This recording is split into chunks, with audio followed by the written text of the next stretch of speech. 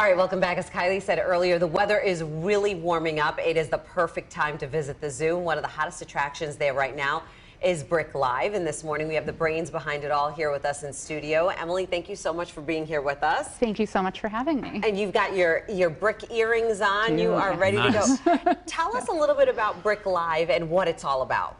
So it is over 70 sculptures made of plastic toy bricks, and they are laid out along a 1/5 of a mile trail at the zoo between Rackham Fountain and the Carousel, for anyone who's familiar with the Detroit Zoo. Now, we've been seeing some photos of these for the last few weeks, and some of them look huge. I think you said the tarantula is like 10 feet tall. Yes. All right, so can you touch these displays? I mean, these can't be fragile, like when I think of blocks. Like, they must be sealed into place, right? So, yes, the sculptures themselves are glued together, but we do have some pieces that are touchable, so some photo opportunities. There's 6 spots along the trail that families can hop in an oversized Venus flytrap mouth, pretend you're getting eaten, or pretend you're splashing up on the surface with some orca whales. So we do have some pieces that you can touch. The rest are kind of along the trail side, so you can look at from afar. Wow, you really can appreciate the work that went into this, just seeing the size and the detail that had to take hours.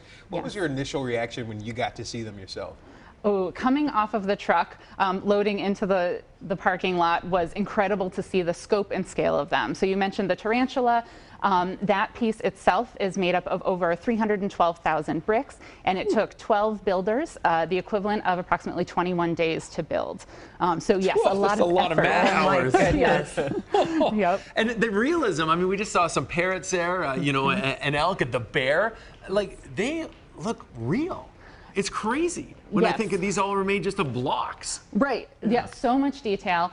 We've really been excited to see guest reactions too as they're coming through the zoo, and kind of wide eyes, gaping at these animals who will stay put. They're not wandering off. But, but you get to see them. So I know you can't probably reveal too many secrets, right? But I mean, are they glued eventually together, or how do you transport them?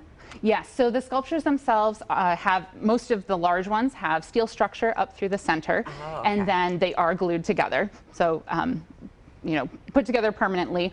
Some of the larger ones came in sections, so we did assemble those parts and pieces on site. So like the tarantula's legs, we inserted, you know, once it came on campus. Yeah, you got to work smarter, not harder. You can't have those 12 guys doing 21 days every time a new exhibit goes up, right? Yes, we would have started early or late last fall and been building through the snow, which would not have been fun. Good thing we're letting people know this is happening too, because I'd imagine if they didn't know, they would just walk up on one of these things like, oh my goodness, because they look that real. What is it?